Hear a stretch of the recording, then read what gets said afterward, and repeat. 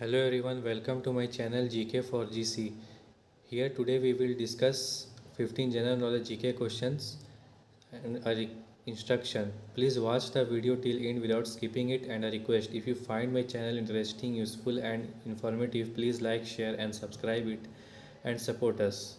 So let's start today's GK questions discussion. Question number 1. The members of the Constituent Assembly which enacted the Constitution of India were A. Nominated by the Governor General, B. Nominated by the political parties, C. Nominated by the legislative assemblies of various provinces, D. Directly elected by the people.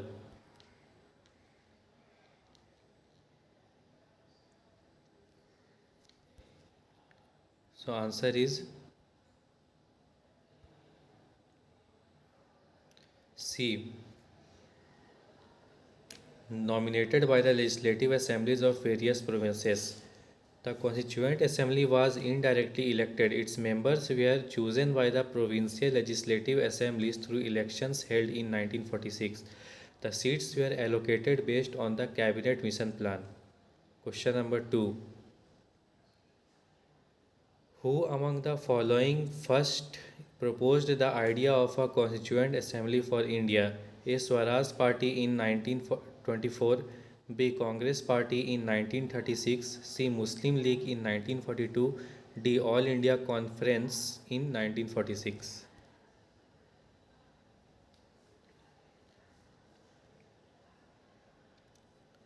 The answer is A. Swaraj Party in 1924. The Swaraj Party under leaders like C.R. Das and Motilal Nehru first demanded a constituent assembly in 1924. This idea later gained traction and was formally adopted by the Indian National Congress in 1930s. Question number 3. Who presided over the first session of the Indian Constituent Assembly? A. Dr. Rajendra Prasad, B. Pandit Jawaharlal Nehru, C. Dr. B.R. Ambedkar, D. Sachinananda Sinha.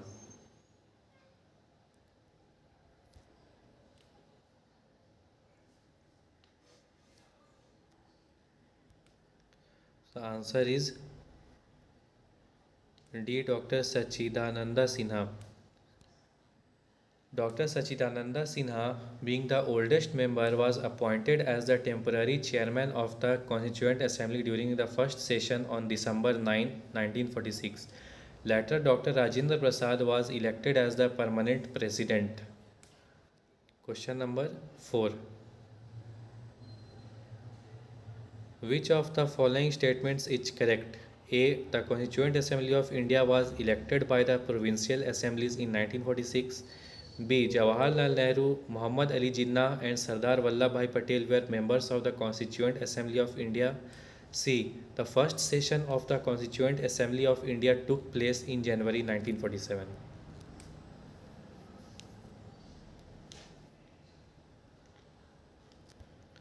The answer is A. The Constituent Assembly of India was elected by the provincial assemblies in 1946. Explanation. The Constituent Assembly was formed as per the Cabinet Mission Plan of 1946. Members were elected by provincial legislative assemblies and its first session was held on December 9, 1946, not in January 1947. Muhammad Ali Jinnah was not a member as he led the demand for a separate Pakistan. Question number 5. Who is considered the maker of the Constitution of India? A. Mahatma Gandhi, B. B.R. Ambedkar, C. Jawaharlal Nehru, D. B.N. Rao.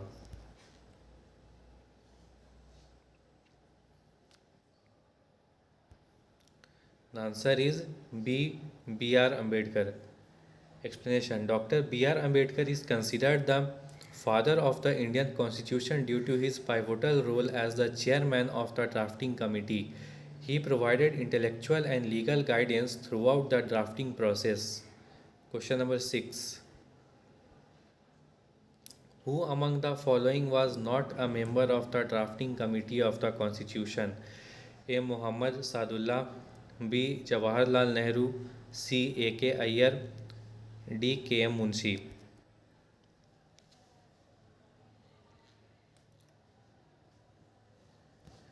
So the answer is B. Jawaharlal Nehru. Jawaharlal Nehru was not a member of the drafting committee.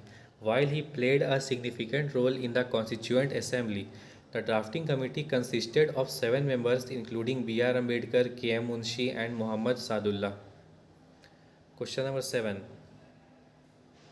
The Constitution of India came into force on A. 26 January 1950, B. 26 January 1952, C. 15 August 1948, B. D. 26 November 1949.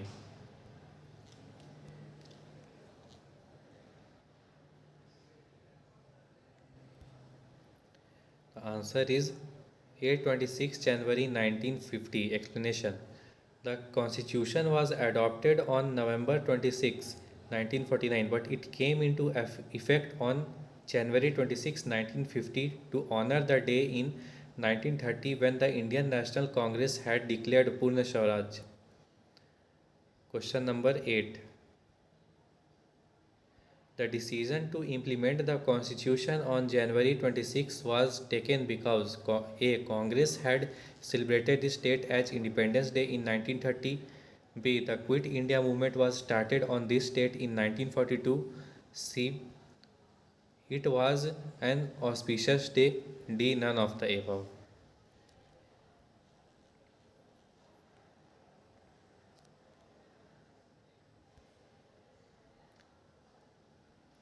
Answer A. Congress had celebrated this date as Independence Day in 1930. Explanation. January 26 was chosen to honor the historic Lahore session of 1929 where the Indian National Congress proclaimed Purna Swaraj and decided to celebrate Independence Day on this date in 1930. Question number 9.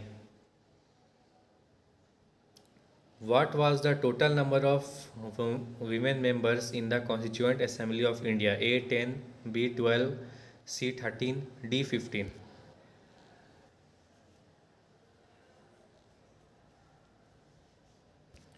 The answer is 13. The Constituent Assembly had 13 women members, including prominent figures like Sarojini Naidu, Hansa Mehta, and Rajkumari Amrit Kaur, who actively contributed to the drafting process.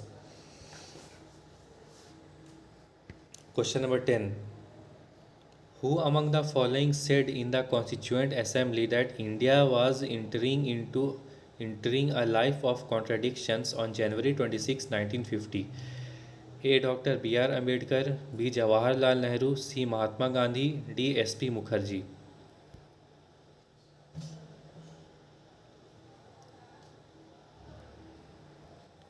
The answer is D. Dr. B.R. Ambedkar. Explanation. Dr. B.R. Ambedkar remarked that India was entering a life of contradictions as political equality was granted through the constitution but social and economic inequalities still persisted. Question number 11. On what did the constitution makers lay special emphasis? A. Preamble, B. Fundamental duties, C.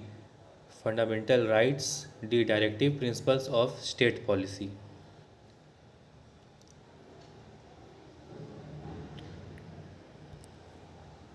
So the answer is C. Fundamental rights. The constitution makers emphasized fundamental rights to ensure individual liberty, equality, and protection from arbitrary actions by the state. These rights form the cornerstone of the democratic ethos of India. Question number 12. India has popular sovereignty because the preamble to the Constitution of India begins with the words a democratic India, B. People's Republic, C. People's sovereignty, D. We the people of India.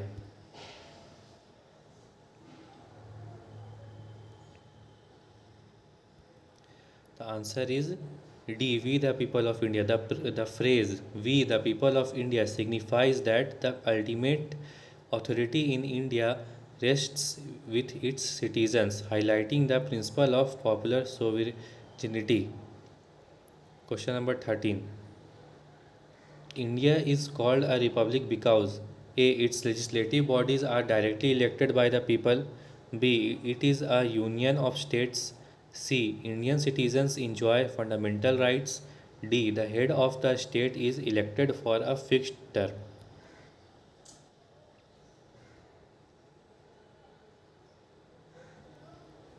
The answer is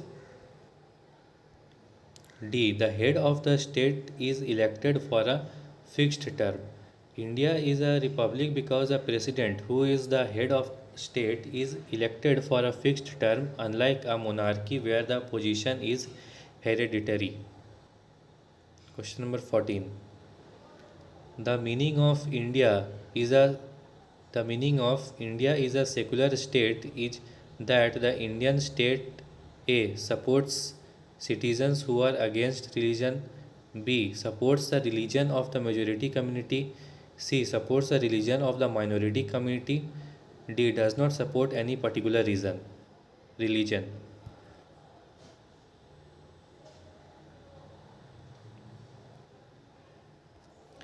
The answer is B. Does not. The answer is option D. Does not support any particular religion. A secular state treats all religions equally and does not favor or endorse any specific religion. India guarantees freedom of religion and equality before law irrespective of faith. Question number 15. The preamble of the Indian Constitution declares India as a option A sovereign democratic republic, B a socialist democratic republic, C a sovereign socialist secular democratic republic, D none of the above.